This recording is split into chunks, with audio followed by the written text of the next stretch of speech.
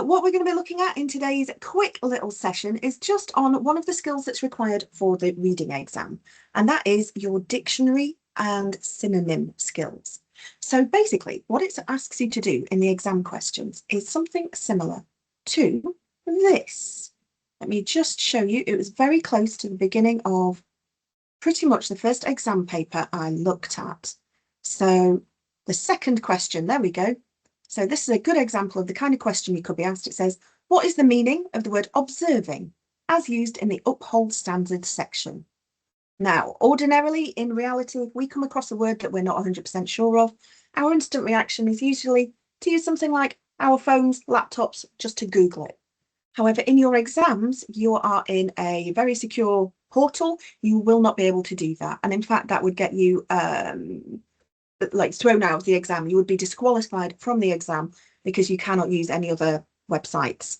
So what we're looking to do is just to give you a quick idea of what exactly a dictionary is and why we should use one, what the difference is between a dictionary and a thesaurus, and also just to sort of go through what a dictionary entry looks like, which I know might sound silly, but we don't use them as often in sort of everyday life these days.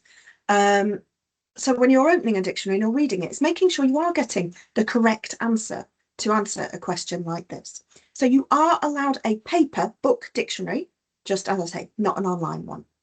So if I ever so quickly show you this, this is a beautiful picture of an example of one of the many types of dictionaries that are out there.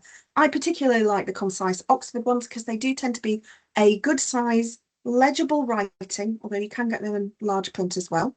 But they often include a thesaurus, which is very important. A dictionary tells you the meaning of a word. A thesaurus will give you all the other synonyms, so other words that mean the same thing. So a dictionary in itself, it lists common words. We can't pretend that they include every single word in the English dictionary because the language is evolving on a regular basis. But every commonly used word is in this book, and it is from A all the way through to Z. It's not just the first letter that we look for. We also have to look, if we're looking up a particular word, we look at the first letter to work out which section of the dictionary it's going to be in. And then when we get to that section, the second letters are all in alphabetical order, the third letters. So for example, the one that we've got on here says fish comes before fit. And that's just because they both begin with F. They have an I, so they're both in the same section, right? But then the next letter on fish is S, which comes before T from fit in the alphabet. So it just means that when you're looking for them, you need to think about more than just the first letter it starts with. So what's the point? What's the point of using a dictionary? A dictionary will tell you the meaning of a word. So it will give you an explanation of what that word means.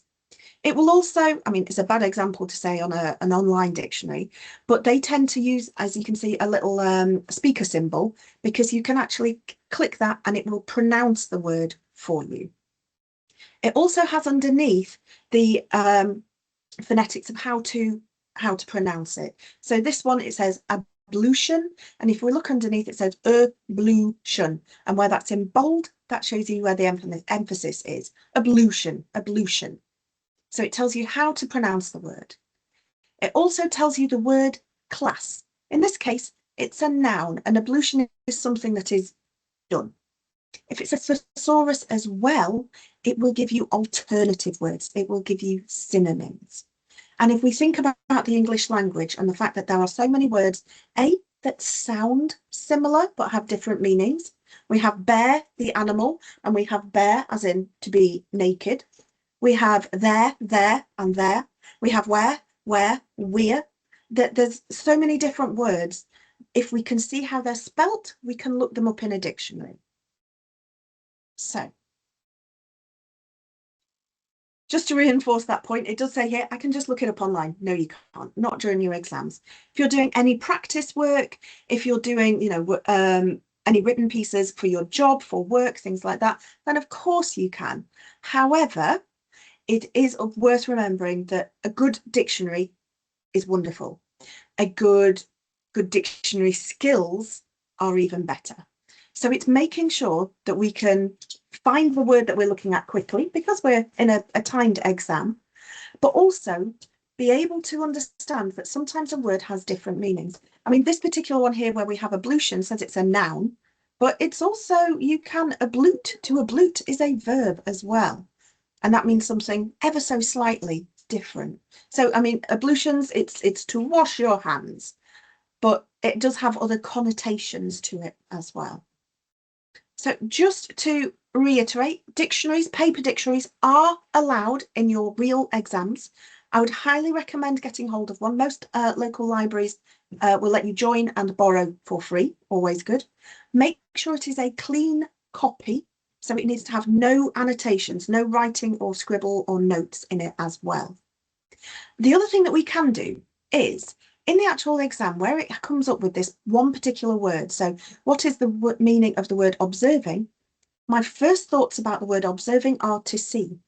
However, it's asking about its meaning in the context of this question.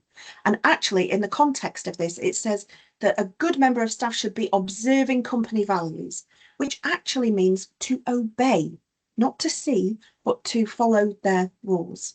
So it's worth making sure that we understand the context, the words around. It's not just looking at that one word, it's looking at what it's meant in the entire sentence. So that's it. That's a good, just a bit of hints and tips. Get yourself a dictionary before attempting your reading exam. Learn how to use it and be comfortable with it. Your own copy is your own copy. If you don't have your own, then yes, go to your local library or college or learning centre, see if they're able to lend you one for free. And of course, don't use an online dictionary during your exam because it will get you kicked out. That's all. So that's it for today. As always, any problems, any questions, don't hesitate to get in touch. And I look forward to seeing you all in the next classes. Thank you very much. See you later. Bye-bye.